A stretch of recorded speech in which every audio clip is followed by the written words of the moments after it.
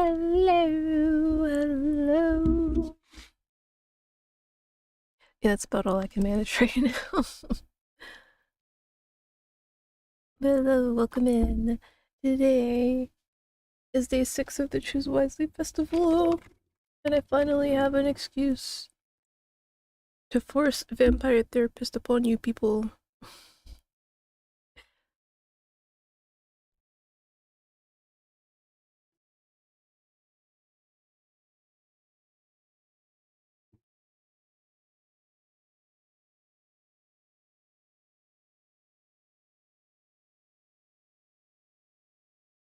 Sorry, somebody was roaring down the goddamn street. I'm like, who? And why? Hello, hello, hello, hello. I believe you're new here.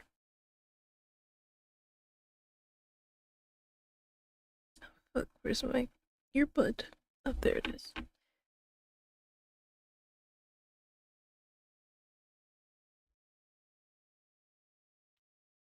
Right, I should read this. Sorry, I'm a little bit out of it because I did a whole lot of physical stuff without eating and drinking much. But Vampire Therapist explores or touches on sensitive topics such as war, abuse, addiction, sexual oppression, suicidal ideation, religion, and of course death. These may be uncomfortable or upsetting for some readers, so if any of that makes you uncomfortable, by all means, you can step out of the stream. We recommend that readers with a history of trauma related to any of these topics approach this game with caution. Or you can always not engage with it, that's an option too. Like, you don't have to stay here if it's something you genuinely, like, just can't get over. Naturally, a game about vampires will also involve blood and sexual themes. Strong language is also present. Yeah. Vampire Therapist was developed in consultation with a licensed therapist, but it should not be considered a substitute for therapy. So, this is what I've been saying the whole time, guys. You should not take this as free therapy. Like, even though, like, I've been joking about it being free therapy, don't actually use it, like, as a substitute. Like, actually go to, like, a therapist. This is probably more like something for, like, as it said, like here, like a consultation. Think of it like that, like a consultation, but not like, for lack of better words, gospel. This is where I get my free therapy. I'm very impressionable. All right, Maple. All right.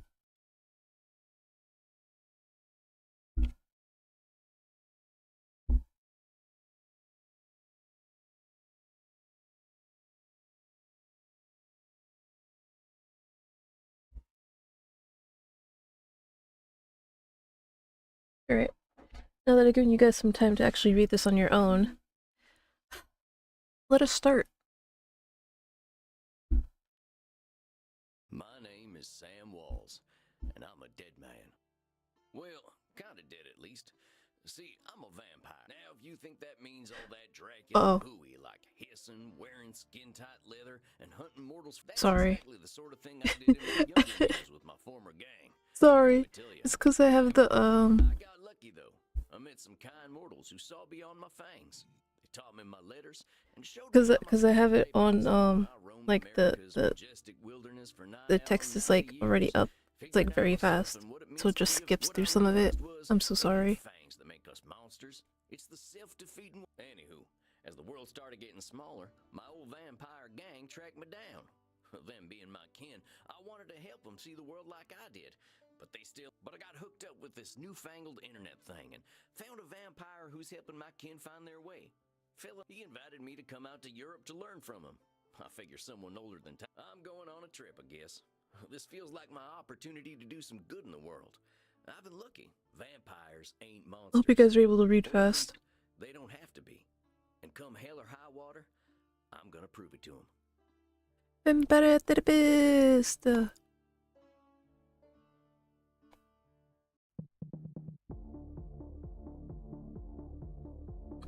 I think this is the address.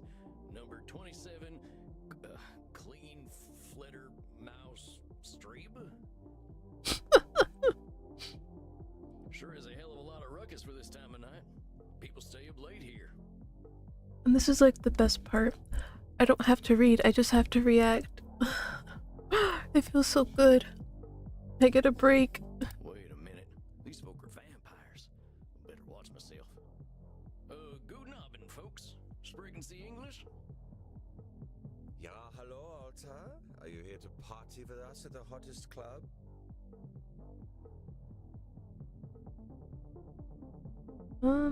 Yeah, I'm here to party. I can cut loose. What kind of party is this?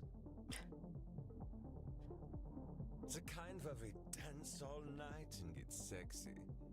I can't.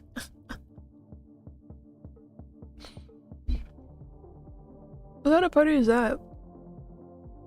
Like, you have to understand.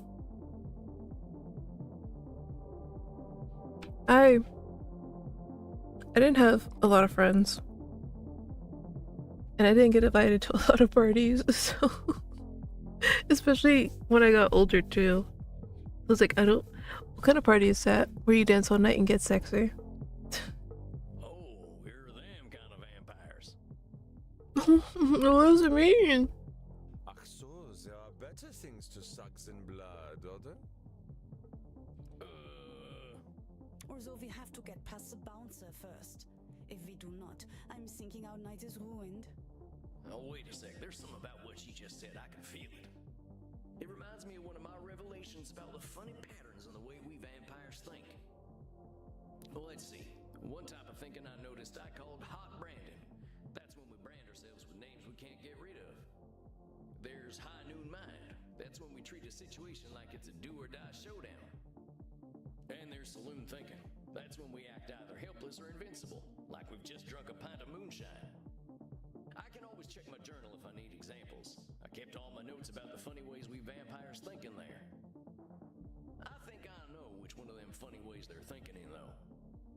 Hold on, compadres. You seem like the kind who can make their own fun. I think it sounded like High Noon Mind. I think. I don't want to have my own fun. Imenacht is the only place to be on Friday night. I think. Amigos, you're putting too much weight on this thing. It's a nightclub, not a high noon showdown. The night's full of possibilities.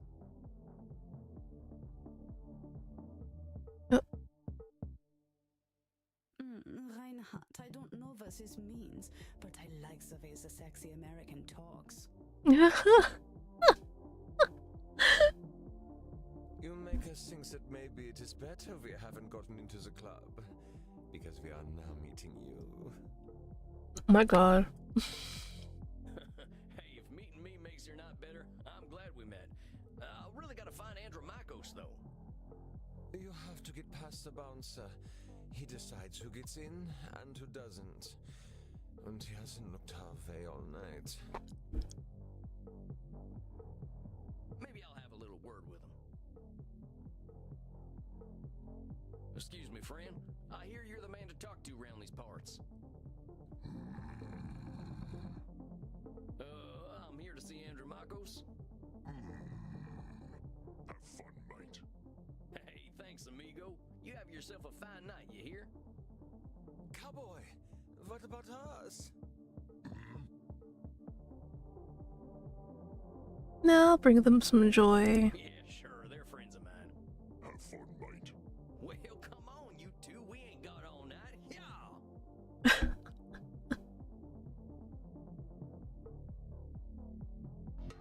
Dang, awful loud in here. Come on, my liver, dance with us! Oh, you kids have fun. I'll catch up with you later. Tarnation, I'd rather hear a gopher giving birth than this. How bad is that? I better talk to whoever's slinging drinks in this here saloon. They ought to know where Andromachos is.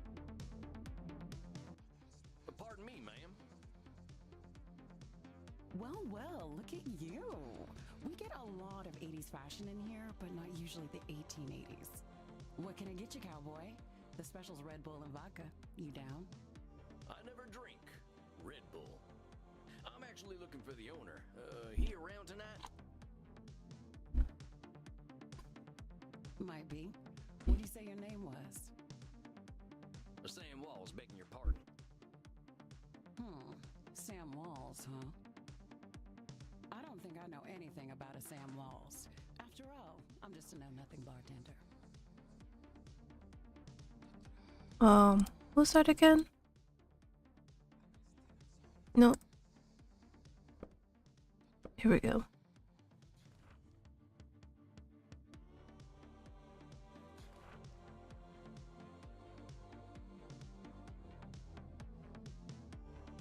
Oh, okay. From where I'm standing, I see someone with style and confidence, not just a drink machine. Don't go branding yourself like that's all you are. Don't you go worrying about me, cowboy. The man upstairs warned me you were coming. I was just testing to see if you are who you say you are. Ooh. Tell you what, let me give you something from our special reserve. I don't think you're looking for booze. Well, thank you kindly, ma'am. I was wondering where the blood was. I met some vampires outside, so I figured this was a vampire club. You met some gods, honey. They're here to dance and have fun. So all these people are mortals? How do you think the head vampire gets his blood? They can't wait to share it with him. It's a special experience. You say it like that? It's a special experience. He's the only real vampire here. Well, him and Bert. Bert? You met him already. Bert, shuffle on over here. This one's here to see the big guy. Show him upstairs, okay? Have fun, mate.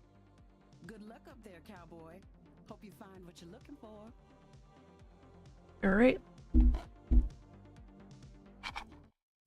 We're already starting. Howdy. It's Sam Walls to see you, sir. The guy who's been sending you all them V-mails. Not the V-mail. Yes, I know who you are, Samuel Walls. You have come here because you believe you can help our kin. The question is, are you first able to help yourself?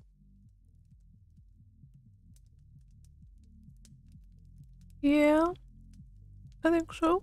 I've been fixing myself for more than a century now. I don't think I need help. Then you must prepare to learn a most difficult lesson. We all need help, Samuel. I am pleased that you have come to receive mine. Dang, you scared the heck out of me. You must allow an ancient vampire his games. He will play them regardless. Please, sit down. What an absolute pleasure it is to meet you at last. I found your messages most intriguing. Afraid there ain't much here in the way of intrigue. I'm just a lonesome cowboy looking for answers. You know, I receive emails every day from vampires seeking my help. You are the very first to seek my aid in helping others. This alone makes you intriguing.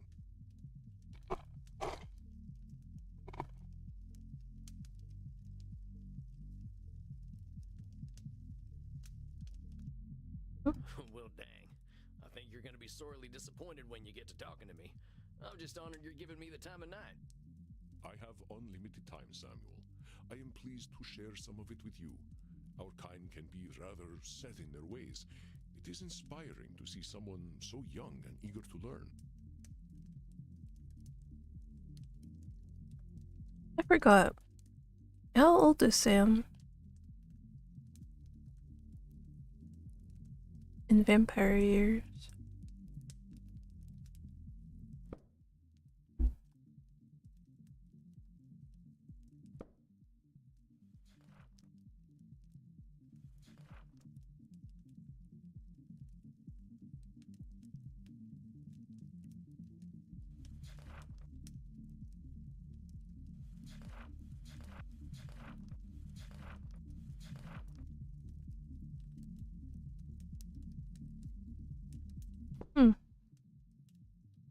don't know if he mentioned how old he was.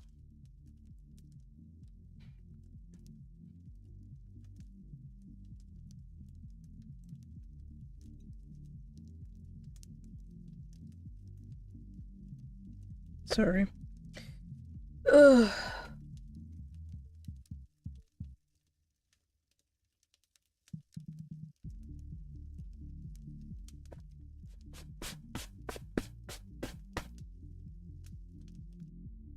And the damn cat's got to me, so I'm covered in cat fur. Yeah, well, I wasn't much for learning when I was alive. Just making up for lost time, I guess. It sounds as though you have been handling your own life better than most. I was particularly intrigued by these revelations you had while walking in nature. Oh, yeah, them. Well, I give walking the credit. Nothing sorts my thoughts out better. After a few decades, I started seeing patterns in the way we vampires think. Can you explain some of these patterns? I've tried to explain them to other vampires, but it ain't never gone well. I can try, though. See, we tend to assume certain things just because we've been believing them since we were alive. Or we decide the world's against us just because we're hungry or tired or something. And when we start tackling problems that ain't real, we ain't fixing our real problems. That make any kind of sense? Fascinating, Samuel. These revelations that you had in the woods, mortal psychologists have a term for them. They are called cognitive distortions. Cognitive whoozy what now? Oopsie.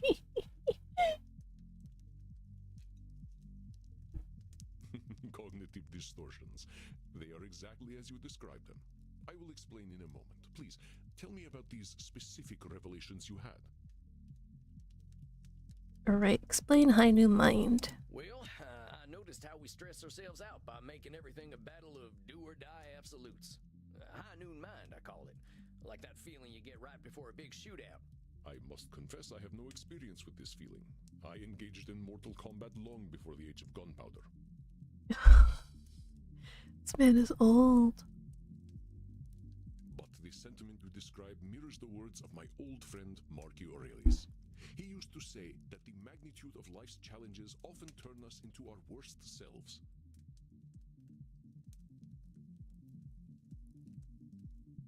You mean Marcus Aurelius, the Roman emperor? Of course, his name was Marcus. Marky was a bedroom name. Oh my god.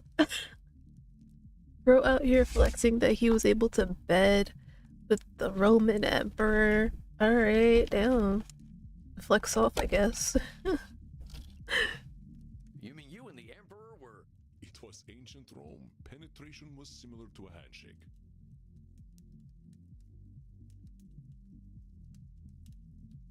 I'm sorry.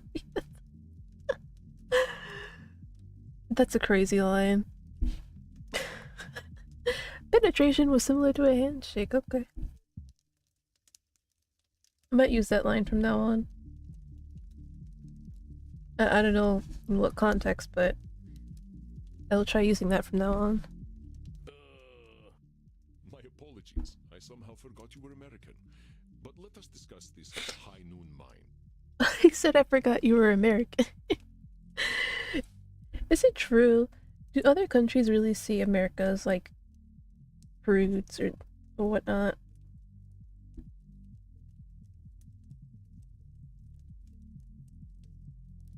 I need to know.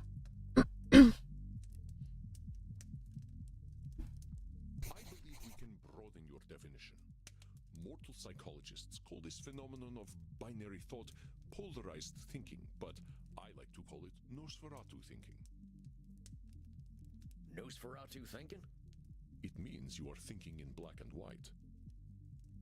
I get it. That's pretty funny. I don't get it.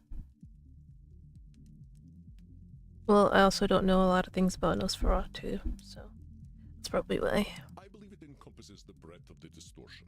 One is not flatly weak or strong, good or evil, smart or stupid, a success or a failure. The truth is far more complex and colorful. Not every high noon gunfight ends in oblivion, correct? Yeah, that's true. Getting shot still ain't fun, but it ain't the end neither. A perfect example, Samuel.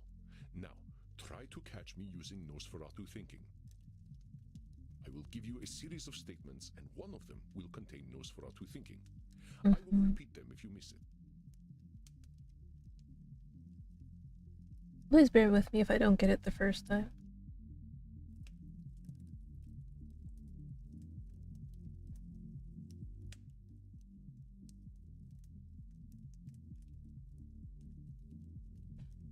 If I do not drink blood, I will surely die. Well, no, that is true though. Death eventually comes for us all. Well, yes, that is also true. Mortals will always fear our kind.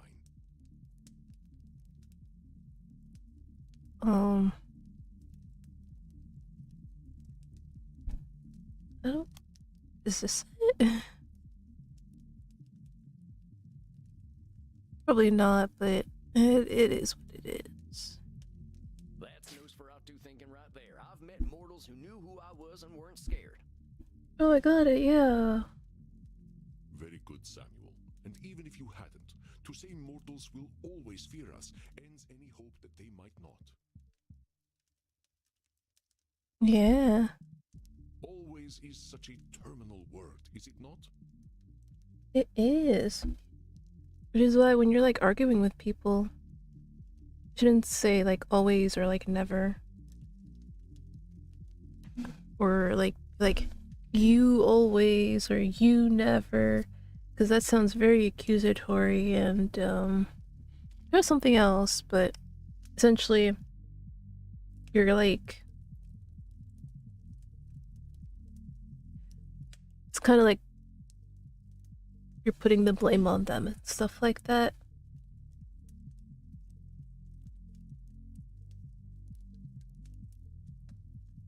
So just always be careful with how you word things. Because, like, yeah, you may not mean it that way. Like, you're not trying to, like, sit there and accuse them. Like, for example, I could sit there and be like, I could be like to Maple, oh, you're always such a pushover, and then like obviously because of that Maple will get defensive, right? But if you phrase it like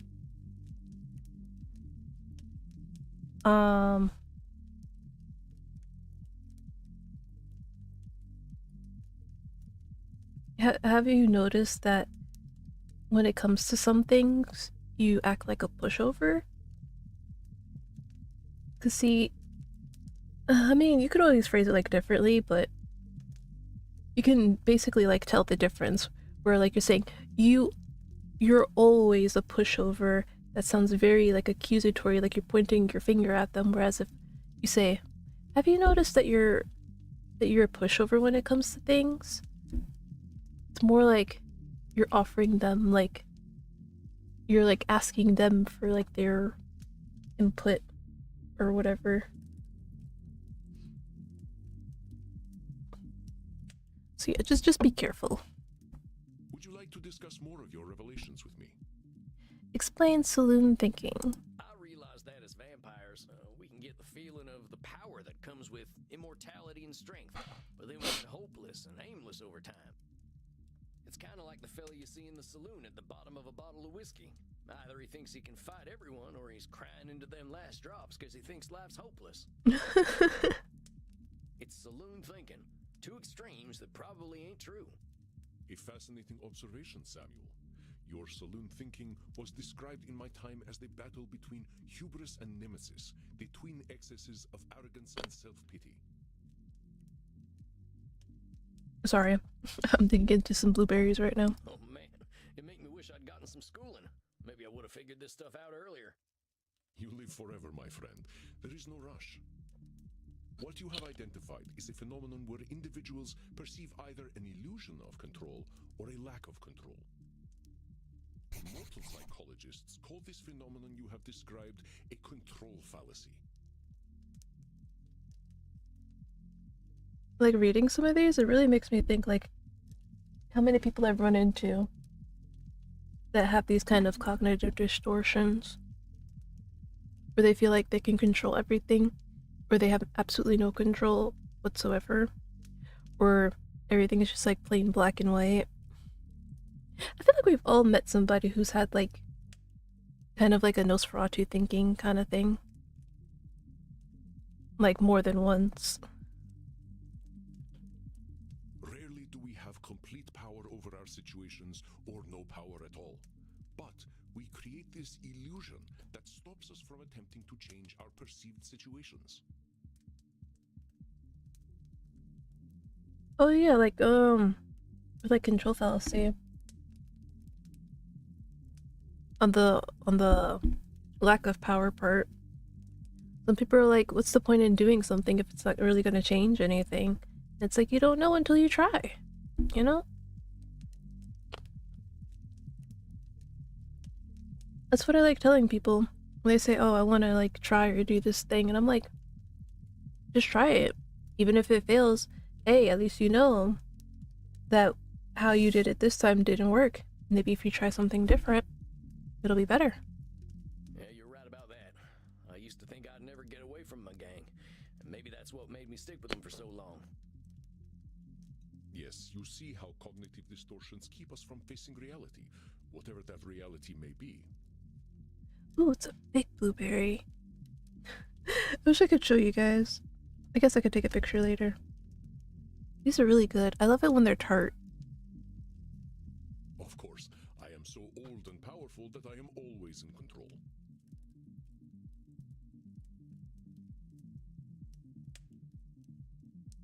Wait. Being old and powerful doesn't always mean you're in control, though. Right? I'm not going crazy?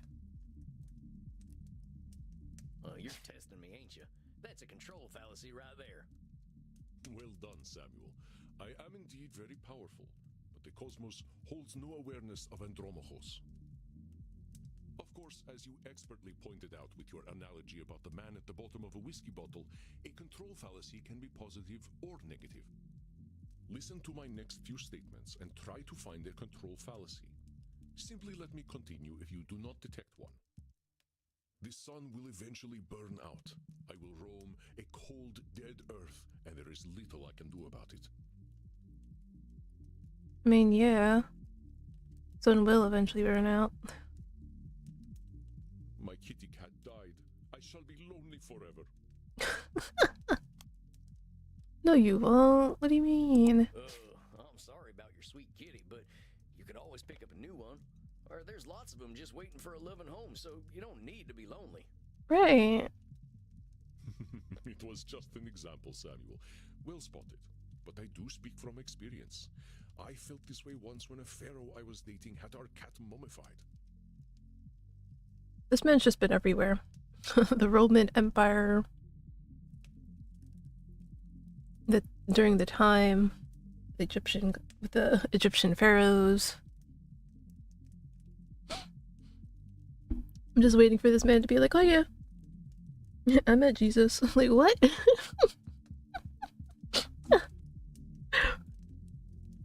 went into a murderous depression that nearly decimated the continent. But I had the power to help myself all along by adopting a new friend in need of a home. Oh, dang, don't let me get on your bad side. Right. I doubt you shall see it, Samuel. Did you have more revelations to tell me about? Explain hot branding. See, I used to be in a gang. They were my whole existence. If you asked me who I was, I would have said, I'm a murdering bastard. Once I got away, I realized how small-minded that was. I was Sam before I was a murdering bastard, but that's how I was choosing to brand myself. My old gang's still around, and they're still branding themselves like that. They can't see themselves as anything but killers. Very astute, Samuel. I favor the clinical term, however, which is labeling. You correctly discovered that labeling is a reductive act. When we call ourselves names, even if we find them accurate, we create prophecies we are doomed to fulfill. I know a lot of you out there do this a lot. Not naming names, but Maple. A lot of you guys do this. It's like, don't do that. You're more than what you think. For millennia, myself as a killer. It was not untrue that killing was how I made my way in the world. I was an unstoppable warrior and assassin. But with this label, I limited myself for ages. I did not only kill people, I also killed potential aspirations I might have had. See whether you can catch me doing some labeling in my next few statements. I am so old, I am ancient. Well, yeah. Call me whatever you like, but don't call me late for dinner. What? How shall I describe myself? Yes, I am a mass murderer. Well, that's about as clear a labeling as it gets. Yeah, we vampires tend to do a lot of killing, but reducing ourselves to killers ain't doing us any favors. Excellent, Samuel. You are correct. Labels can be cages that we lock ourselves in. I was a mere murderer for most of my existence because that is how I labeled myself. Yeah, I did the same thing. Sam Walls, the murderer, reprobate, and good for nothing. Okay, that's weird. How did my mic pick up on me biting into blueberries, but it didn't pick up on me closing the container that it's in? That is so weird. What is my mic doing? Those are not how I would describe the Sam Walls I see before me. Did you have more revelations to tell me about? I think that's all of them. Or at least the ones that were the most obvious to me. That you recognize the concept of cognitive distortions at all is most impressive, Samuel. What took me nearly 3 millennia to understand took you merely 2 centuries. Okay, so he's about like 200. Well, that's less to include like the age that he, in quotes, died at.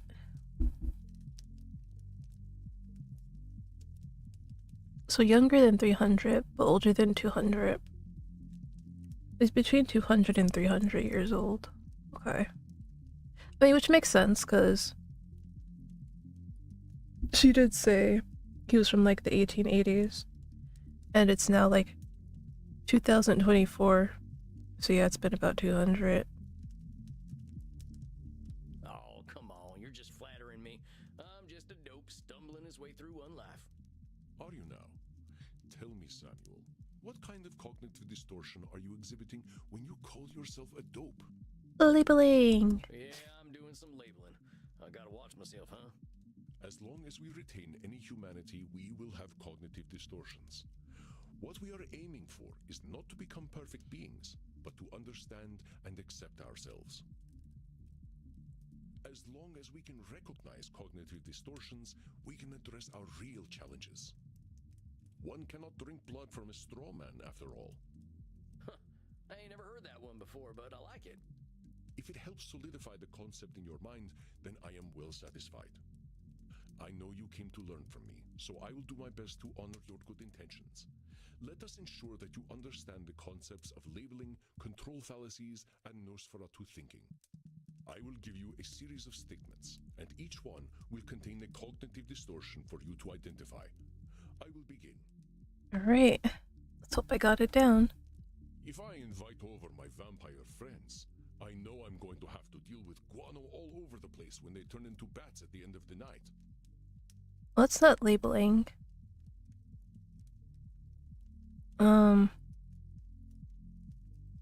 I guess it could be seen as Nosferatu with like the whole black and white. Like if I invite my friends, then this is going to happen.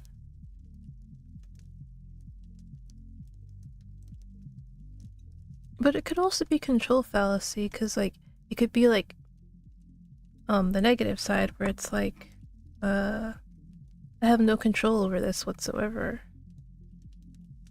I think I'll just go with Nosferatu thinking. Might not be it though. Well, that ain't right. He's acting powerless, like a man clinging to the whiskey bottle. What Andromaco say that distortion was? If I invite over my vampire friends, I know I'm There's a control fallacy. See, I knew it had to be one of the two. You've got no control, but you could lay down some ground rules for guests, or some newspaper. or express concern to my friends that they have not been toilet trained. Very good, Samuel. Let me try another. I am Andromachus, the ancient darkness, the scourge of the Mediterranean, the mortal's bane. That sounds like labeling. Well, that's definitely some intense labeling. Those are some hard names to get over. You are not wrong. Those names followed me for millennia. It was most stifling. Let me try another then. If my club's revenues do not significantly increase, I will end up living on the street. I mean, yeah, that's pretty Nosferatu thinking. That there's got to be Nosferatu thinking. There's a huge space between making a ton of profit and living on the street. Indeed, you are correct. I run my club at a considerable loss, but 3,000 years of banking interest means that money is not really an object to me anyway. Samuel, now I am not only intrigued by you, but also impressed. I would very much like to teach you my ways, but I must demand something of you first. Anything. I'm here to learn. You must receive therapy yourself. I will not have you seeing clients without a commitment to your own mental health. Oh, now, hold on just a minute. I don't know that I need therapy. I'm feeling pretty good about myself these days. Samuel, we all need therapy to live in this world. You have been speaking in cognitive distortions since the moment you walked into my office. I have. I didn't even notice. They are most insidious, but I am here to help you identify and challenge them. You have walked alone for too long, Samuel. Allow me to share my experience with you. Well, all right, if you say so. I appreciate your taking the time to work on this, old cowpoke. We have all the time in the world, Samuel. But for now, you must be eager for something fresh. Please, dance, drink your fill. We will begin tomorrow. Okay, then. Well, sir, it's been an honor. You don't have to call me sir, you know. All right, then, Andromachos. Oh, good. Oh, Andromachos. Mahos. Come on, you can do it. Hey, Andromachos. Just call me Andy. All right, Andy. I'll see you tomorrow then. Andromachos. Mahos. Well, you can do it. If I can, you can too.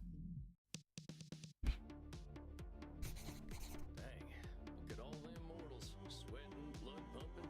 I am thirsty. There ain't no power on this earth that'll get me on a dance floor. Maybe I'll see if the bartender's got anything for me. If it isn't Clint Eastwood again, how'd it go, cowboy? Seems I'll be sticking around. Guess I better get used to things around here. Good to hear. About time someone helped Andy with his work. Seems you vampires have a lot of problems to fix. Name's Crimson, by the way. Fine meeting you, Crimson. How do you know so much about what Andy's doing? Pillow talk. I'm his blood partner. No shit. How's a mortal get hooked up with an ancient vampire? I'm a rock climber. I stumbled into one of his lairs in Madagascar, found a cave while climbing a mountain, and there he was, naked in a hot tub. Dang. Must have been a sight. You ain't kidding, cowboy. Didn't expect a luxury apartment with a gorgeous naked vampire inside of a mountain. We hit it off, and he asked me to come back here with him. I like an adventure, so I said, what the hell? I'll date the gorgeous Dracula.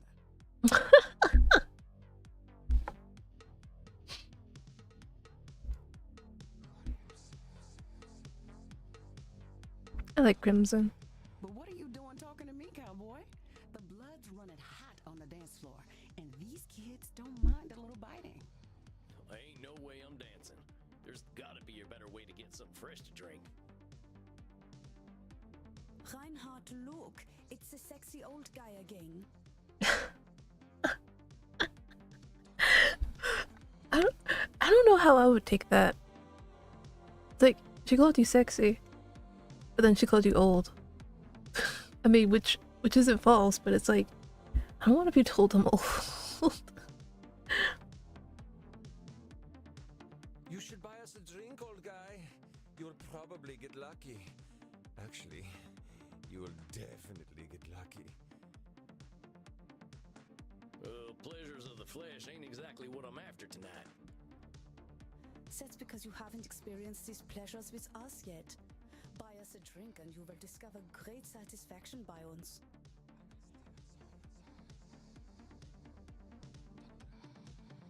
I want money. I ain't buying you a drink. All I got are good old-fashioned dollars. I like American money. All we have on our money are buildings. You have all the sexy old men.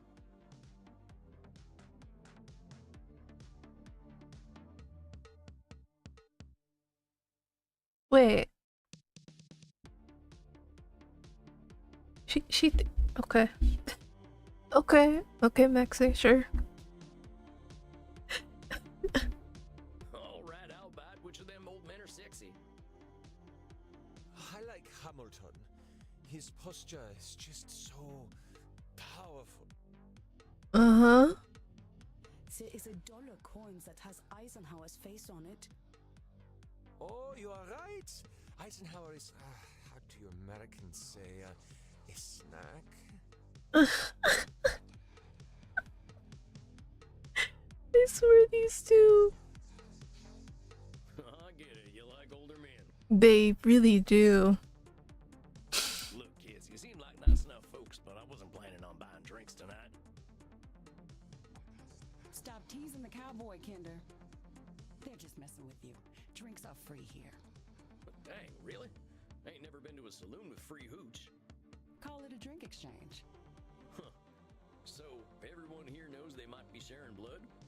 Only as long as there's consent. We like to create a safe environment here. Why don't you take Reinhard and Maxie here back to the kink room? Is a kink room. Oh my god. Wait, kink room?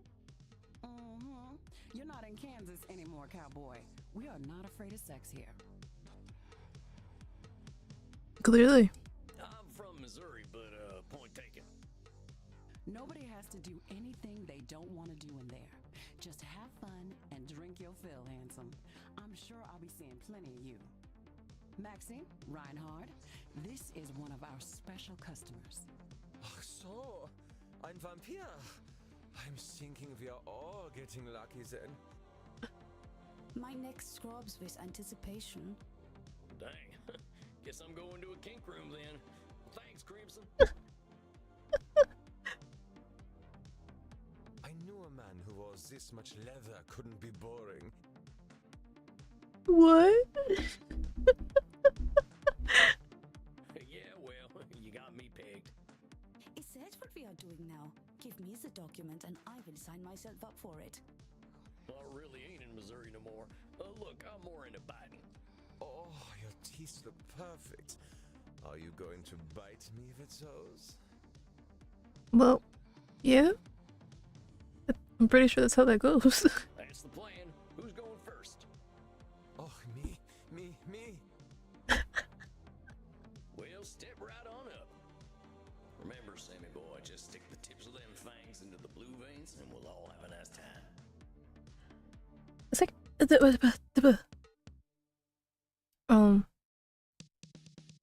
you know what? I'm just skip it. My neck is over here, mein Liebling. Yeah, I know. I was just distracted. I'm gonna just skip it because look at this. Oh, das hat sich gut angefühlt. What? Oh, that's a good thing. Me too. Is it my turn yet? Sure thing. Come on over. It's like look how complicated hers looks like. Like goddamn. Oh, Reinhard, the hot old vampire wore me out. Me too, Maxie. I feel as though I have set up a mail server. Reinhard, mein Sucke Fledermaus. Ich bin so müde, sexy zu sein. Huh? I will get us a taxi cab, Liebchen. Und du, cowboy? Next time we will talk about that thing you mentioned earlier. Oh, yeah, sure thing, fella. Maybe I can tell you some Eisenhower stories. got something to drink, I should probably get to my coffin. Samuel, wait a moment. I see you got your fill. Are you heading out? Yeah, I figure I could use some shut-eye. I locked up my coffin over at the storage center. Storage center? Please, you can use my guest coffin. I insist. You must be well rested for the challenges ahead. Guess I got a big night tomorrow, huh? I should get a good day's sleep. Wonderful. Please, follow me. Well, dang. This is mighty plush. Guess it's one of them smart coffins. Smart. Smart coffin. Alright. Let's see what's on TV. Hey, I remember this movie. We were so proud to finally get some representation. Not sure I should stay up watching movies, though. Oh my god. So many mice.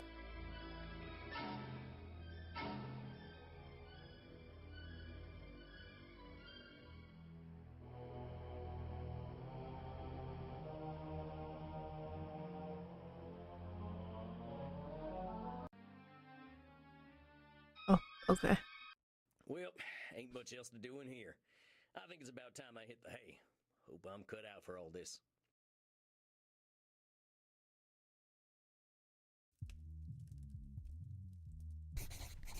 Samuel, good evening. I hope you slept well. Like the dead, as they say. I was hoping to save you some breakfast, but I've already sent them on their way. Oh, that's all right. I'm still pretty full from last night. Them goth types were practically throwing themselves at me.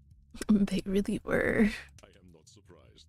Perhaps I should be concerned that some of my guests will follow you home. Well, gosh, if I still had mortal circulation, I'd be blushing. Why are you so embarrassed, Samuel? Ah, hell. Guess we should just save it for therapy, huh? We gonna get started now? If you like. Why not? I'm eager to get going. Let loose, Doc. Very well. Let's start with the first question any therapist asks then. What brought you to me? Why is becoming a therapist so important to you? Well, gosh, I remember what it was like. Being all angry, hungry, and scared all the time. It ain't no way to live. When I see vampires acting the way I used to, I just need to show them there's more to unlife. And why is that up to you? You, of all people, know how lost our kind can be. Preying on the weak, dating mortal high schoolers. I've got to make them see their potential. That's what I'm here for. I know it. That is a lot of responsibility to place on yourself. You got a funny look in your eye. Am I doing one of them distortion things? You are most perceptive. Yes. Perhaps you can tell me what it is.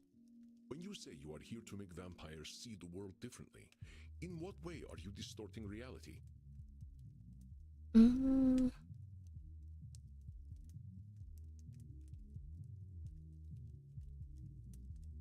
Would that be control fallacy? Because it doesn't sound like a do or die kind of situation. It's very obviously not labeling. Control fallacy? Well, I guess that's a control fallacy, right? I can't assume I'll be able to help other vampires the way I was helped. Very good, Samuel. Control fallacies are hard to avoid when one feels strongly about something. Your fate is not to transform every vampire you ever meet, even those who are your clients. You will do what you can do, and that is enough. But I am eager to learn how you develop this desire to help our kin find a different way of thinking. Well, like I told you when I first V-mailed you, I was a real nasty son of a bitch when I first became a vampire. When I look back and see what a no-account piece of shit I was, I ain't nothing but embarrassed. It all seems pretty stupid to me now. Here we are living forever and all we can do is kill? It's the dumbest thing I ever did here. I am going to stop you for a moment. Stupid, no-account piece of shit, nasty son of a bitch, dumbest thing. Do you hear the way you are talking about yourself? With respect, sir, I earned all them names. I killed women and children. Half the ghost towns out west are my doing. I didn't think of nobody but myself. Pretend you are my therapist. If I sat here and called myself a no-account piece of shit, what would you tell me? Labeling! I'd say you were doing some labeling. And I guess I'd tell you to look at yourself a little more kindly. Extend the same compassion to yourself then, Samuel. How are you to move on from being a nasty son of a bitch if you are labeling yourself? If you wish to be a guide to other vampires, you must start with compassion for them and for yourself. So, now that you've gotten all that horrible name-calling out of the way, please tell me, how did you find your sense of purpose? Well, I was on the run, you see. The Wild West was ending, and the Pinkertons were starting to get the better of my gang. I went into hiding and found a strange group of folks out in the country. They knew I was an outlaw right away, but they didn't judge me for it. They didn't even care that I was a vampire. They welcomed me like a friend, even shared their blood with me. They taught me how to appreciate the beauty of the night, and I started seeing things I'd never noticed before. Oh, sorry. Gotta plug in my phone.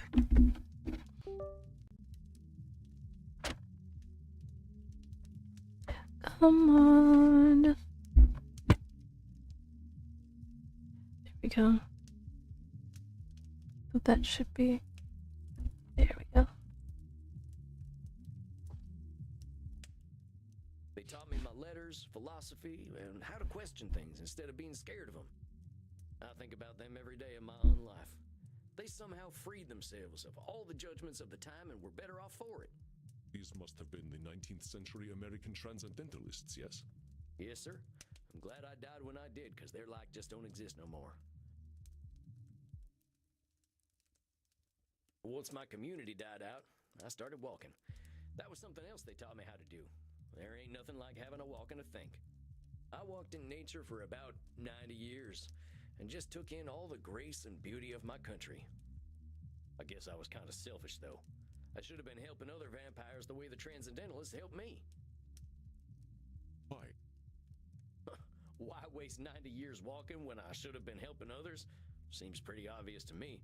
I could have done a lot of good in that time. But your should turns that which you could find fulfilling into a duty. You create an extrinsic motivator. Should statements are another cognitive distortion, something created by your own mind. Nature asks almost nothing of you. Even if your should comes from a place of good, it creates undue pressure. And what do we do once we are pressured? We resent the shoulds. We procrastinate. And as you know, we have a lot of time to procrastinate. You got that right. Why do today what you could do next century? Exactly. Should statements remove the intrinsic joy from that which you find fulfilling? Hold on, though. Ain't there some things we really should do? Of course, there are things we must do. But nature herself tells us what they are. We invent the rest. Here, let me give you an exercise. Listen closely. See whether you can find the should statement that is a distortion. I should go to the vampire dentist. You know what they say. If you have bad fangs, you get bad blood. Probably. I mean, I wouldn't know. I'm not a vampire, but I would assume so. I should drink blood today. I should take my blood partner Crimson out on a date. I mean, you don't have to. It's like, sure, it'd be nice, but it's not it's not anything that you should do just because she's your blood partner. You should want to do it because you just want to. Right? Saying you should take Crimson out on a date is a should statement. You've turned something you want to do into something you have to do. Yeah, that was the point I was trying to make. That's right, Samuel. You know, I couldn't be more pleased with you. Your time in nature was clearly well spent. Well, thanks, I suppose. But if you don't mind my saying so, I hope you're treating that mortal lady right. Thank you. Please, ask her yourself. I imagine she would share her blood with you. You look like her type. I'm flattered. Hold on. I've only been in Europe for a couple of days. I ain't gonna go after my teacher's girlfriend. She does what she wishes, and that is why I chose her as my blood partner. Samuel, even if it beats no longer, You have a good heart. I think you will be an excellent therapist. So far, that good heart of mine hasn't amounted to much, but I'm willing to give it my best shot. You are uncomfortable with praise, aren't you, Samuel? Every time I say something positive, you find a way to negate it. I just don't think I should be doing any bragging. I spent my first 50 years killing, spent the next 90 walking in the woods. So that's 140 years. Okay.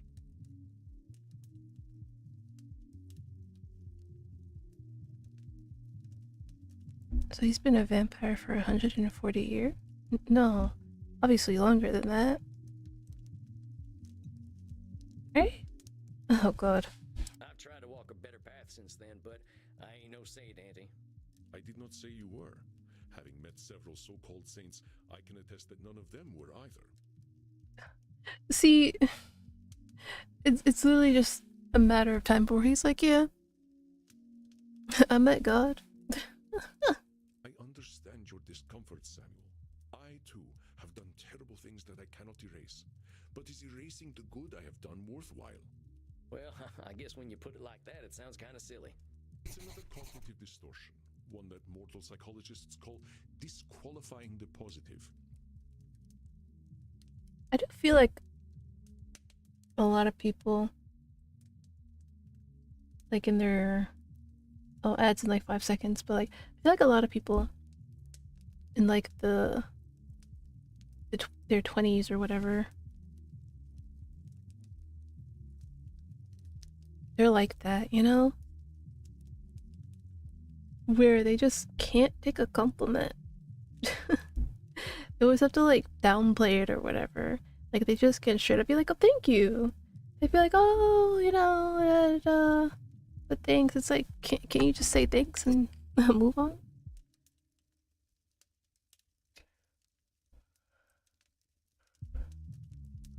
What is ad break time?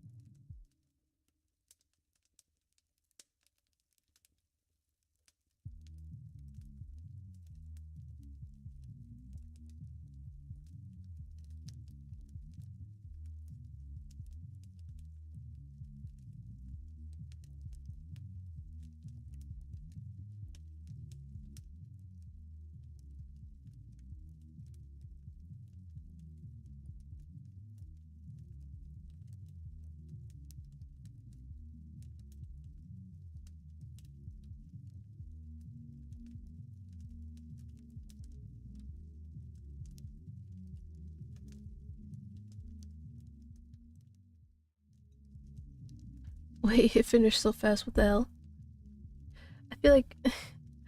I feel like I just like let my head rest for like a minute.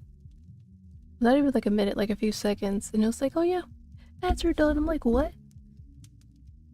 Okay, but before we continue, I have to get this off my chest. So I was watching the Game Awards the other day, and Capcom had basically announced that they're like releasing a live action Street Fighter movie. I genuinely do not know how to feel about it. Like, hold on.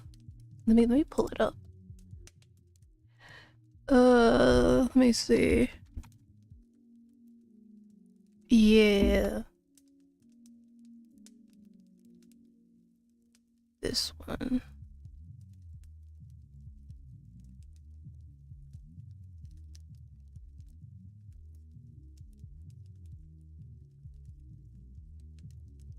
Oh jeez.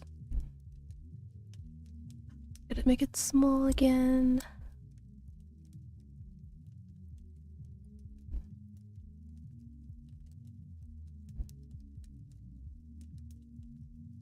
Okay, here we go.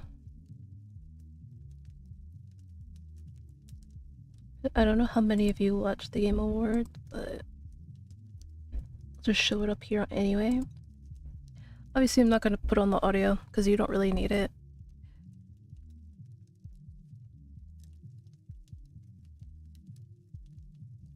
This is basically what they showed off at like the Game Awards.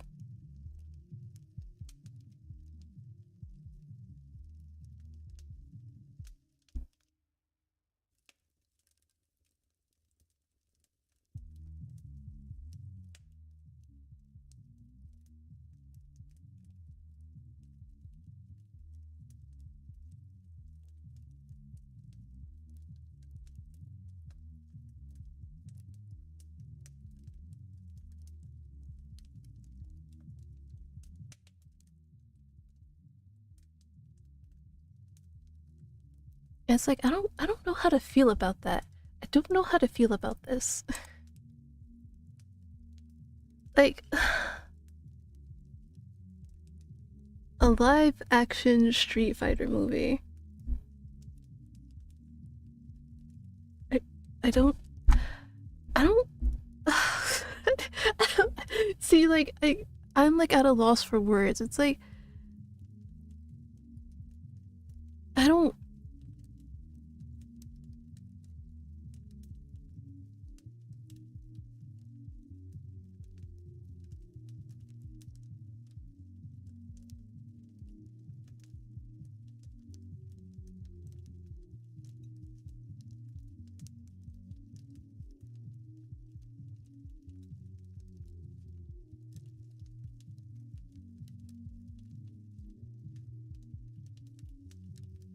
I mean, I'm not saying I think it's gonna be bad, but it's just like I don't know how to feel about it. It's like maybe I just have to watch it to like actually what's the word?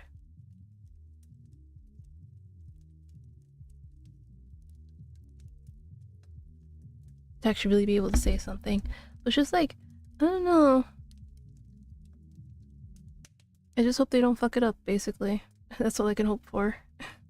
I understand that the actions of your past are difficult to bear, but what we are here to do is accept reality with both its positive and negative aspects. Oh yeah, and like back to like the disqualifying the positive. I think they're called millennials, and maybe like a little bit of Gen Z, but yeah, I feel like a lot of people in those groups do a lot of disqualifying the positive. I am not saying that you should disqualify your negative actions, but merely note when you disqualify the positive ones. Yeah, like not like just like disqualifying like all the positive things that you've done, you know? Saying like, oh, yeah. Let us try an exercise. See whether you can challenge me when I disqualify my positive deeds. I am Andromachos, one of the most powerful vampires alive. Alright. Before I became the vampire I am now, I did exceptionally terrible things. Yeah? I have defiled the innocent. I have killed countless people. Mm-hmm. The good I now do pales in comparison to the evil I have done. No. That's the one. You're literally disqualifying the positive by comparing it to the evil stuff you done. Well done, Samuel. I believe the recognition of this distortion will serve you well when you start to see clients tomorrow. Whoa, tomorrow? I only just started learning these here cognitive distortion things. I will, of course, be with you. You needn't worry. I can sense your instincts and will help you. But tomorrow, I just don't feel ready yet. My friend, we are never truly ready. Mm-hmm. If it would ease your concerns, we can practice with further examples. Would that be helpful to you?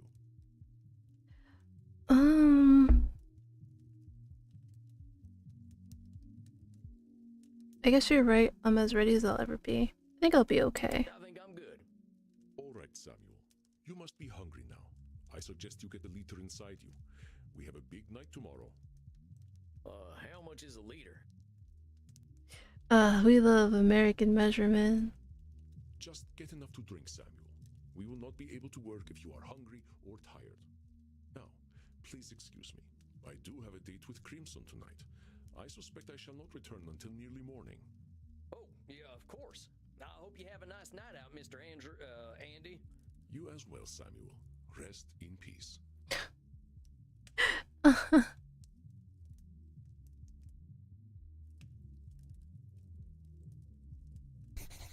Samuel, glad to see you are awake.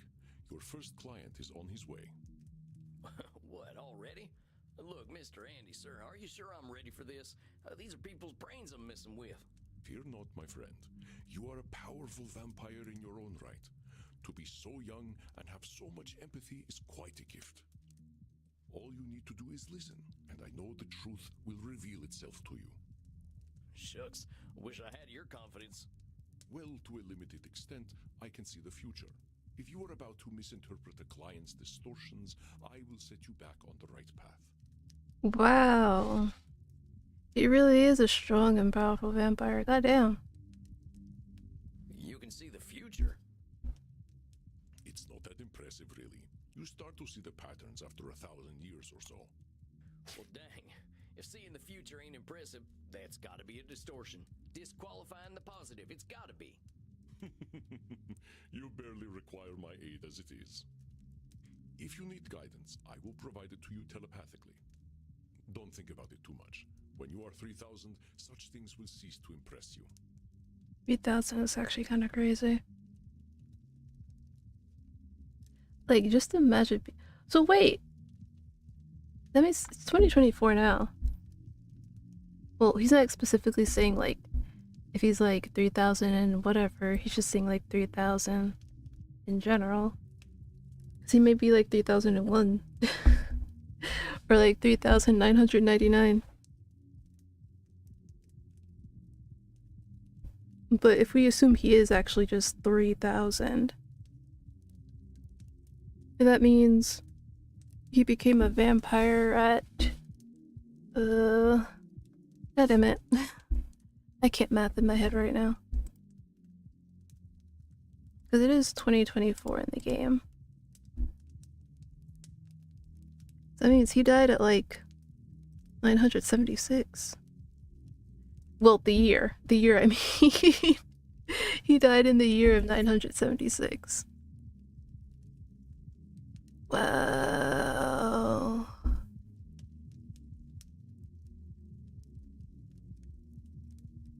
Wow.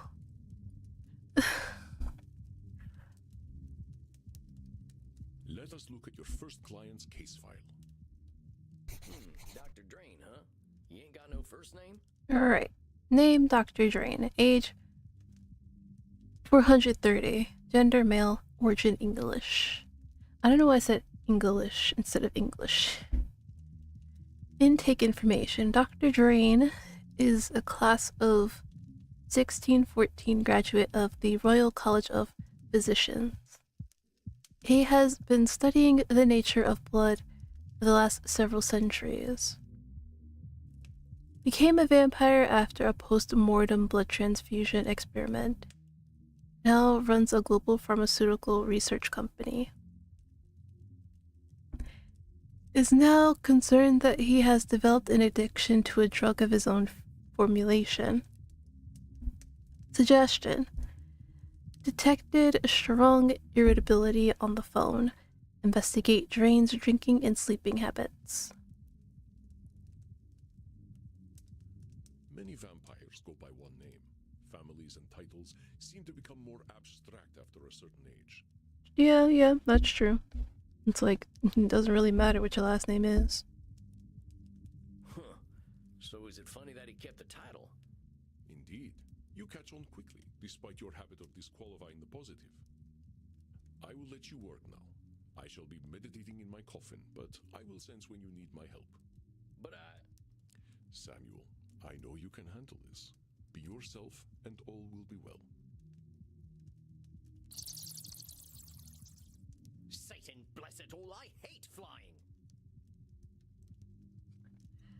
Man.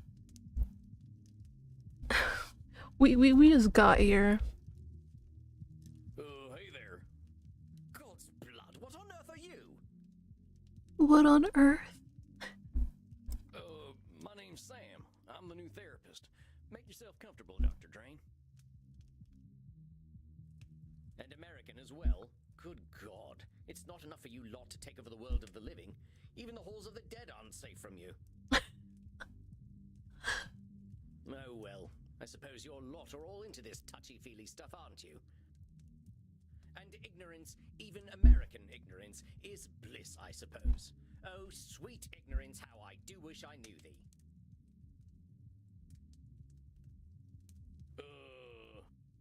Damn it, how am I gonna work with this fella? I gotta ask Annie. Are you all right, Samuel? Wow. He's like a projection. You gave me this fella as my first client? Right? Why not? He is clearly hiding very little about his state of mind. How am I supposed to help him when he already sees me as the bad guy? Use your instincts, Samuel. Think about how you have felt in your darkest hours. What does this poor vampire want? He wants to complain. He really does. I think he just wants to complain. Perceptive, Samuel. He can hardly stop himself, can he? So, what? I just let him complain? Yeah. Of course. Just give him a starting point to let it all out. It will make him feel better. Well, if you say so. Like, literally, all some people want to do is complain. Don't worry, Samuel. You are doing wonderfully. I will release your time now.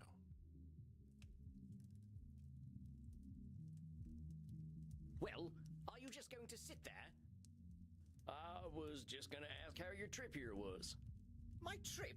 My trip was bloody wonderful. Until my familiar got a flat tire and I had to fly 30 kilometers here as a bat. Oh my god. The horror of having to fly on your own. I hate being a bat and I hate flying. Do you know an owl tried to eat me? Me, a creature that has lived for centuries, treated like common prey. I'm surprised he was even interested. You should see what an ugly little beastie I am when I transform. All I could do was screech and squeak until he went away. Screech and squeak. Wait, do bats squeak? Well, I suppose I'm alive, in a manner of speaking anyway. You all right there, pal? Yes, I'm fine. Well, I'm not, of course. I wouldn't be here otherwise. But for the sake of conversational integrity, fine. I take it you read my case file and know why I'm here? An addiction. You're here for an addiction problem. Yes. Embarrassing, isn't it? What's to be embarrassed about? I remember when Ulysses S. Grant was president. Didn't seem to bother him. Oh, well, of course. How wonderful it is that I share the mental failings of people who only live a single lifetime. Hey, come on now. There's a part of us that's still mortal. Can't help that, just like we can't help being dead. So I'm discovering some tips and I'll be on my way. Just give me all the tricks, whatever one does to make addictions go away. Tips? Let me think.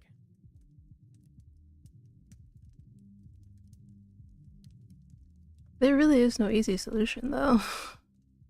I mean, I don't know much about addiction, but there have been plenty of people who've, like, tried to get over it, relapsed, and either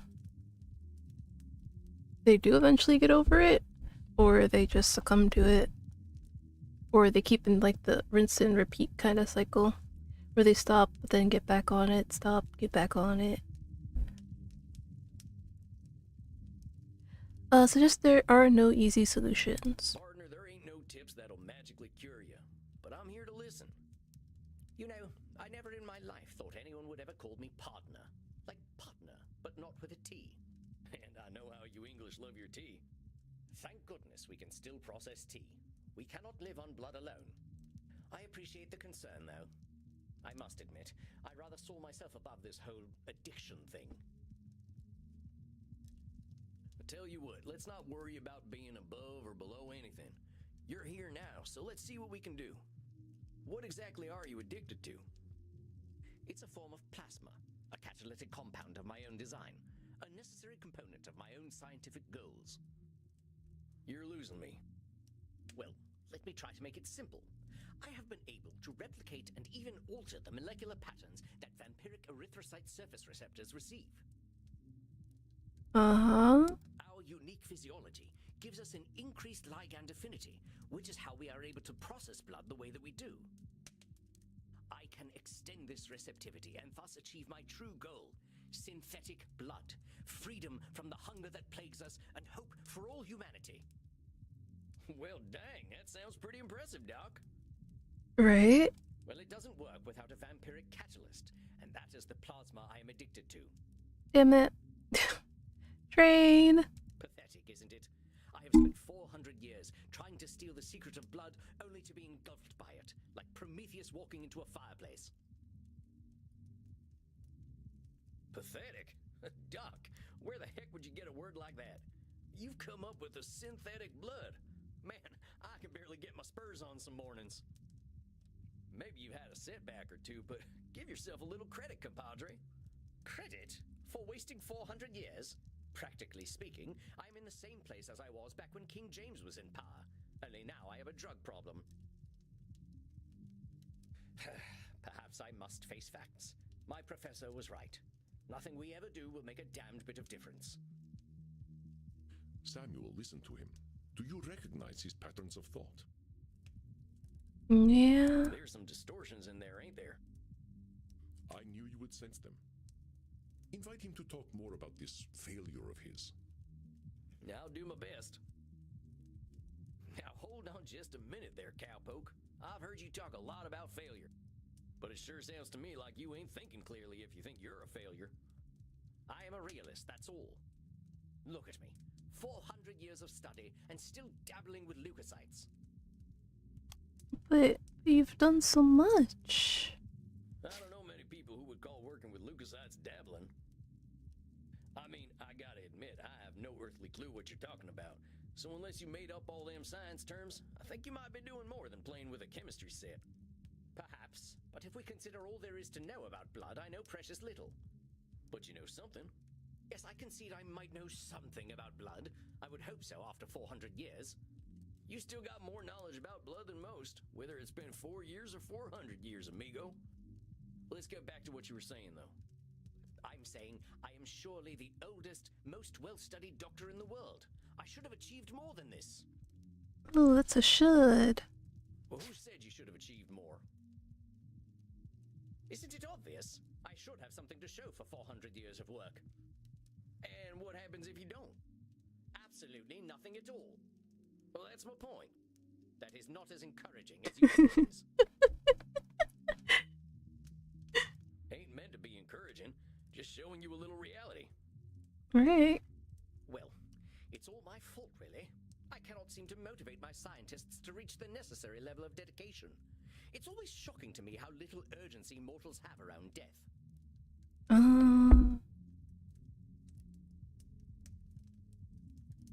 Control fallacy? Because it doesn't sound like a do or die. It's not a should, obviously. There's no labeling. And he's not really disqualifying a positive. So it's all your fault that you haven't come up with the perfect synthetic blood. It can't be anyone else's fault. Only I have the skill, the knowledge, and the experience. Pardon me for saying so, Doc, but it sounds like what you're doing is pretty dang complicated. It sounds to me like you're some kind of god if you expect control over life itself. Please, I am a scientist, not a spiritualist. It is not control I seek, but understanding. And are you ever gonna have perfect understanding? No, of course not. I'm not a wizard. So how about not putting saving the world on one person, Doc? That is a simplification, but I take your point.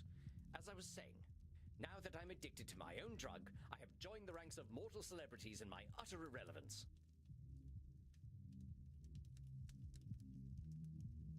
Labeling?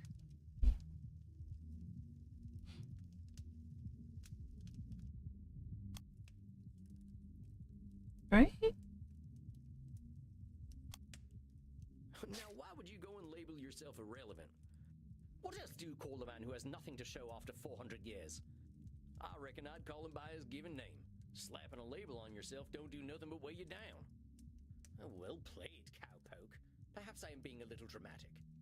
Yes, I'm aware that in reality progress has been made, enough to get to this point. But I didn't come here to ask for a pat on the back and to be told I'm a good boy. That ain't my department, but I hear they do some of that stuff downstairs. I mean, hey, maybe they do more than patting on the back. Yes, we all know very well that the Continentals are more sexually liberated than we are.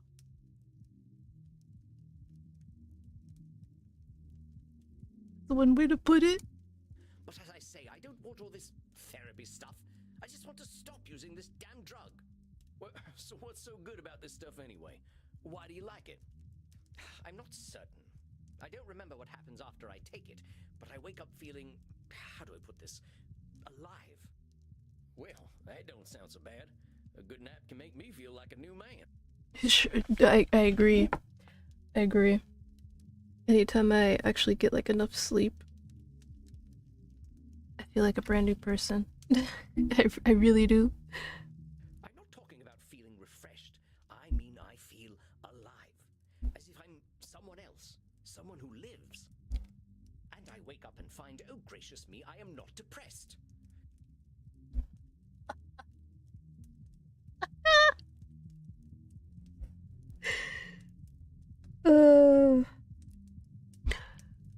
Wouldn't we all like to just one day wake up and, oh wow, I don't feel depressed anymore? You mean to tell me that you're going to sleep depressed every night? Oh, nothing of the sort. Oh well, I'm glad to hear that. You are assuming that I can simply go to sleep and my global scientific enterprise will run itself. Oh wait just a gosh darn minute, you're telling me you don't sleep? Yes, it's not as though we can get much deader already, and I have work to do. So you're not sleeping, and you're always depressed. I think we're starting to get somewhere. I think so too. Oh, don't be such a bumpkin. If you are a sapient individual, aware of the world around you, depression is the only sensible reaction. It has nothing to do with sleep. Ooh, what is this one? Let's see.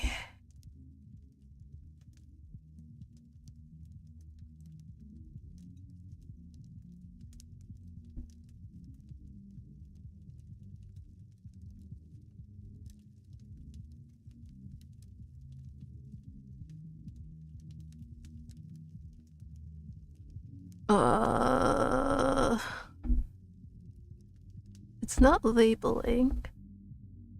There's no positive to be disqualifying. There's no should. So that leaves control fallacy and Nosferatu thinking. Let me take a look.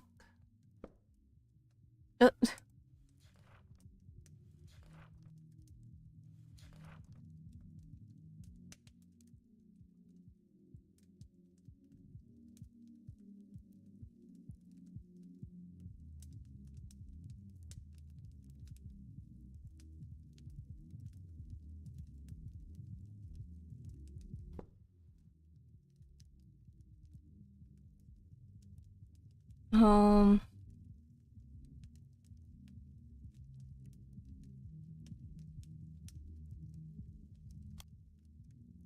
I think I might need help here. Oh no.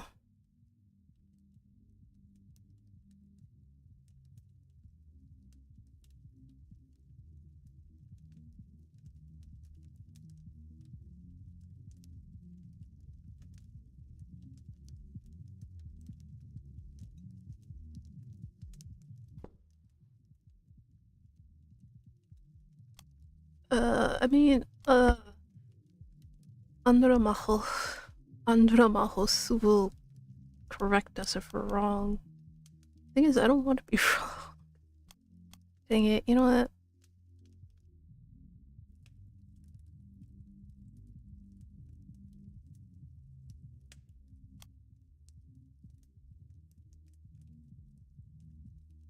Nosferatu? Come on now, it's a big world out there, and different things are depressing to different people. Wait, I got it right. Hell yeah. Everyone reacts to things differently. Ain't it true that a sensible person, as you call him, might even be a different degree of depressed? Very well, I suppose I might have been using a bit of mild hyperbole. Mild is putting it mildly, Buckaroo. Buckaroo? Now I'm even more depressed. Regardless, I didn't come here to be a whiner. Oh, boo-hoo, life is hard. Yes, we all know it's hard.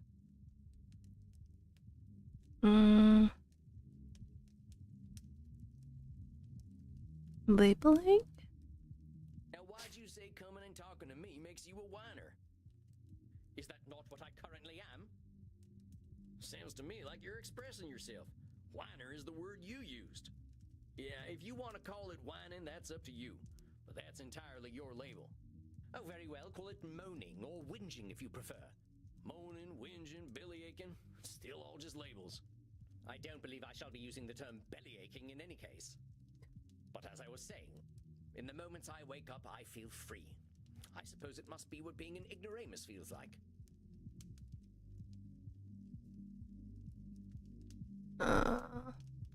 It's more labeling, isn't it? You honestly think feeling good makes you an ignoramus? The phrase ignorance is bliss is most apt, don't you think? But by calling yourself an ignoramus, you're making bliss something to be avoided. Yes, unfortunate how that works, isn't it? The only way to be happy is by being a fool. Partner, those are your labels. Try using something more positive and see how you feel. What, shall I say that by being ignorant, I am a noble genius? Still just labels. Oh, very well. I suppose I might be discounting my experience. I don't know how to say this, amigo. You really don't like letting yourself be happy. He really does it. Honestly, I'm failing to see the problem with taking this stuff. Seems like it's making you get the rest you need and it makes you feel good. What's the problem? First of all, I do not need to rest. And partaking of this plasma does have downsides. What kind of downsides? I do not know what happens when I partake of the substance. However, when I wake up, I feel refreshed, but I also smell of blood and sex. Once I even woke up wearing a football jersey. It was most distasteful. I guess you must be having some kind of good time. That is not my idea of a good time. I'm Dr. Drain. I am intelligent and worldly, not some ill-bred monster. I don't go gallivanting into godforsaken places to engage in depraved coitus and the consumption of dirty blood. It sounds to me like you're real good at denying yourself things. Well, I should be better at it. You know, Doc, a wise old vampire recently told me something I'm about to tell you. You keep talking about the things you should be doing. You, compadre, are shoulding all over yourself. Oh, well, that is vivid, isn't it? I can now add incontinence to my already considerable list of faults.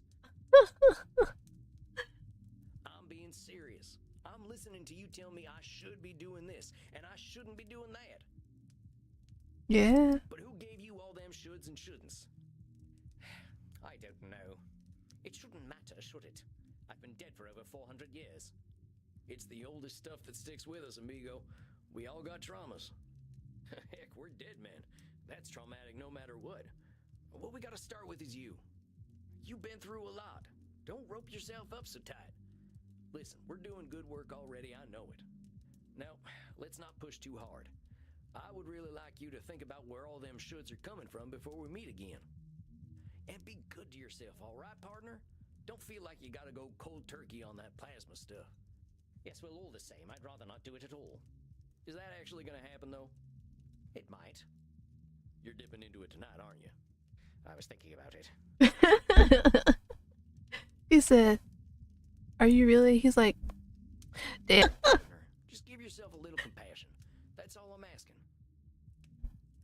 I'll admit, you've given me some things to think about. Not pleasant ones, mind. You can handle it, partner. You're way smarter than I am. Yes, well, that is certainly true. Very well. I shall do some reflecting, inasmuch as our kind can reflect. I shall see you in precisely 4 weeks, then. Farewell, Sam. Masterfully done, Samuel. I knew you would do well, but that doesn't make me any less pleased. Well, that was a hell of a rush. That fella's holding on tighter than a holster to a gunslinger's hip. It felt real good to help him look at himself a little more kindly. Good, Samuel. Treasure this feeling. But also rest. Go downstairs, get something to drink, relax in your coffin. Next week you shall see a new client. I think they will be an interesting challenge for you. I bid you good evening, Samuel. Rest in peace. You too, Andy. Well, I guess it's time I got me some grub. Ugh.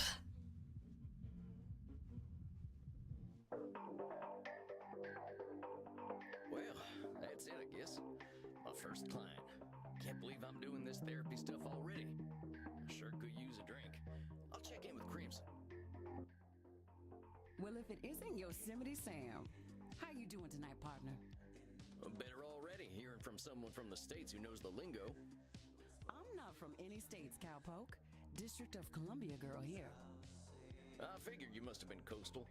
You sound a little more, polished than I do. You should hear my German. Ooh. Maybe some other time. My brain's full tonight. I had my first therapy session with a real client. Oh, yeah? How do you think it went? I think it was great. I reckon it was a bullseye on my end. You should have seen me. Labeling, blam, disqualifying the positive, kapow. I'm glad to hear it. Someone has got to sort these vamps out. They know how to hold on to their problems. You ain't kidding. Living or dead, once people hit 70, they get pretty dang set in their ways. I sure do. My grandma being a prime example. Every time someone would point out that going a different way would be better, she'd be like, "No, I've always gone this way." Like, okay. Okay. You know Andy still uses a typewriter? I can't get that gorgeous man to see the light.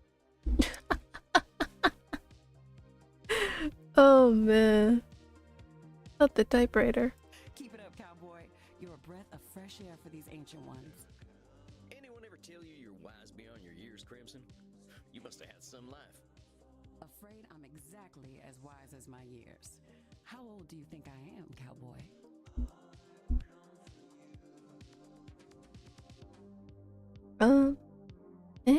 I won't fall for it. I'm gonna do the gentlemanly thing and not hazard a guess. You would have gotten it wrong anyway. Oh, I'm 50 years young. dang, girl. 50? I died around that age and I looked like shit. But you ain't a vampire. Okay, so he died like about, well, he said around that age. So that means like 47 to 49? Because that is around the age of 50.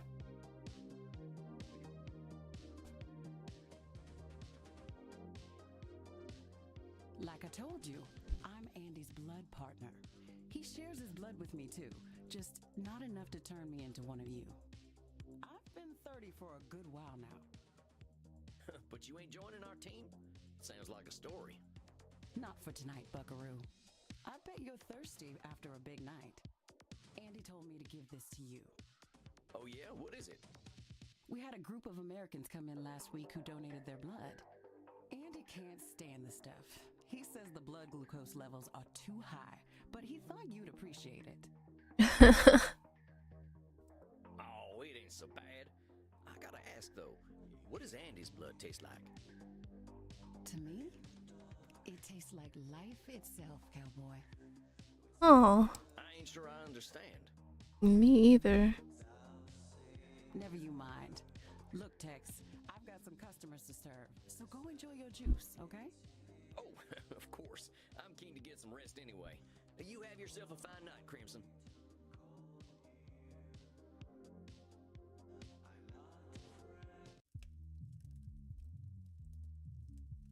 There he is, my incredible protege. Alright, gotta start it.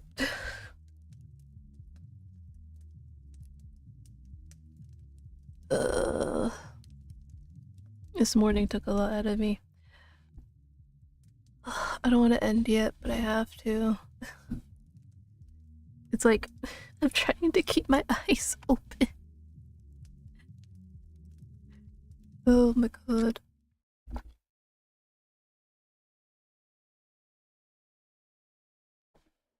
So yeah. I'm gonna end stream here because like I said, I'm like basically trying to like keep my eyes open. I'm yawning a lot. So I'll see you guys tomorrow, hopefully. I'll be well rested for tomorrow's game. And more coherent, I guess. I'm so sorry. It's because I forgot to eat before we left. So I just don't have energy. Even though I did eat before I started stream. But it's gonna take a while for it to like fully circulate, I guess. But we can always come back. The Vampire Therapist. It's not gonna go anywhere. So I hope you guys enjoyed it. And it also made you guys think about your own cognitive distortion. Because I know I've got quite a bit. I know I do some labeling, some should statements, even the negative portion of control fallacy. And the most, and disqualifying the positive. I definitely do that a lot. So yeah. Like I said, I think I did mention that I played it before. So I've also gotten a bit farther where they like introduce like subcategories to these 5. I can't remember what the subcategories were. Actually, I could pull them up right now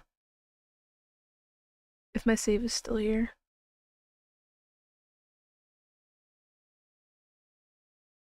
Let me see.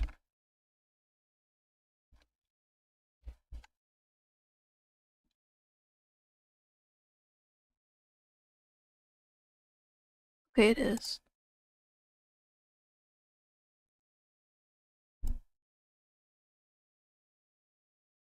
Wait, is this the right one? Oh dear, it might not be the right one. Okay, yeah, we got more. Okay, this is the right one.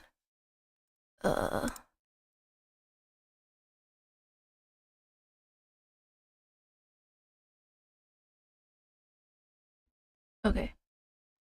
Let me come back here. No, I didn't mean to. This is the stuff that we already have: control fallacy, Nosferatu thinking, labeling should statements. But then we got like some more stuff, like personalization. I forgot which one that was under. Assuming things happen because of us. I think that was under control fallacy, I think. And then the emotional reasoning, overgeneralization. I think that was all the new stuff I got so far. So just to look up, like, you know, the new stuff. Like personalization, often we assume things happen because of us. And heck, often they do. That's why we get tempted by personalization. Wrongly linking external events to ourselves in cases where realistically, there isn't a definite link. Sometimes people actually are out to get us, or we do cause events, but sometimes we're doing some personalization. And they have the examples here.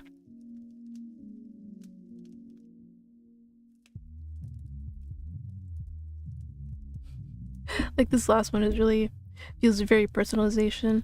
Like a vampire hunter found my lair, something about me must have screamed target me. Like what? And then the emotional reasoning. And emotional reasoning is when we act like our feelings represent reality, but no matter how unhappy we are, feelings alone don't define the world. I asked myself, ain't everything emotional reasoning? No, wait. Andy, I'm sorry. That's Andromachos. So sorry. I asked Andy, ain't everything emotional reasoning? He said no. Emotional reasoning specifically when we project our feelings onto the world. The world can feel like garbage when I feel like garbage, but that don't make it reality. And I'm pretty sure a lot of us have done that before. Where we're like, man, this is absolute fucking shit. And it's like, that's because we feel like shit. And I mean, hey, things might actually be fucking shit, but you know. Then overgeneralization is when we take one or two experiences and then assume future experiences will always be the same. And I'm pretty sure a lot of us have done that before. It's like, for example, well, yeah, like right here. Every time I play poker, I lose. I'll never win this game. It's like, especially with games that have like RNG kind of elements to it. Well, minus games where people can like obviously cheat in it. It's like, just because you've lost like 10 times doesn't mean you're gonna lose the 11th time. You might actually win pretty big. Honestly, I guess you can associate that to gambling. Don't gamble though. Do not do that. You will be in for a lot of pain if you do that.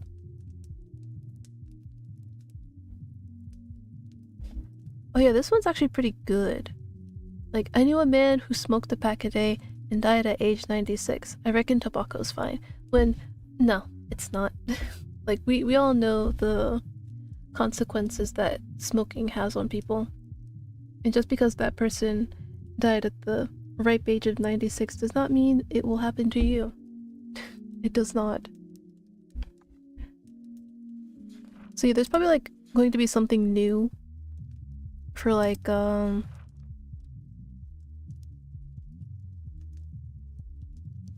should statements, but I haven't gotten there yet. So yeah, it just really makes you think about all this stuff.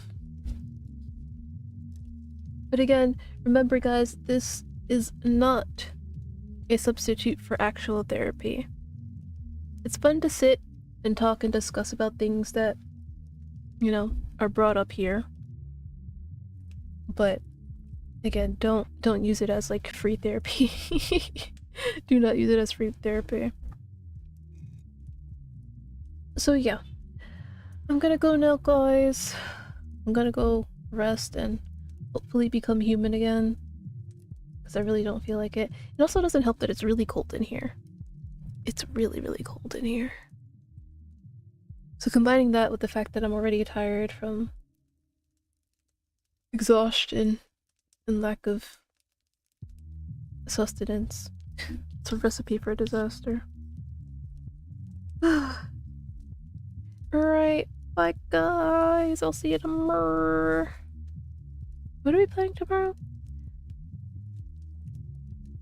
Is it Long Gone Days that I'm playing tomorrow? Oh god, I'm freezing.